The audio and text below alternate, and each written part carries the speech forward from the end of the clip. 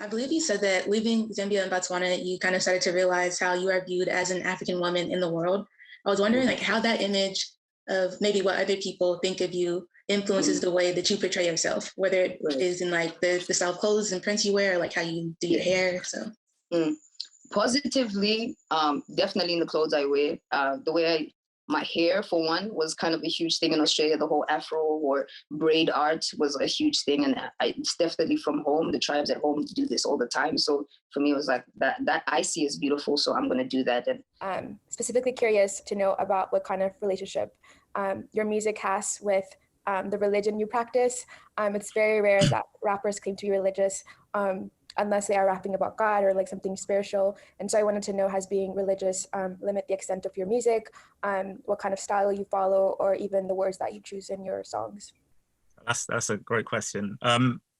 Within my music, I choose not to curse. So I keep my music clean because I feel like I don't have to curse because I'm supposed to be a wordsmith. So there are so many words.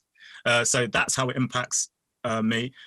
Really admire your work in music and find it to be really inspirational as someone who also struggles with mental illness, and have gotten that in your music and found it to be very empowering. I just wanted to ask, how do you think your experience with mental illness enrich your lyrics and music, and what advice would you give to others or someone like me who wants to transform their trauma into art? All right, okay, that's a beautiful question. I was diagnosed with severe depression. Backtracking, I think it was about my childhood. I grew up in a very abusive background. My father was an alcoholic of nerds. I used to see him beat my mom, and then that translates to school, and you have confidence issues and you get bullied and so on and so forth. I actually have a question about a recent scandal that happened with DJs from Homeboys Radio. Okay. Shafi, where you from? Where you from, Winnie?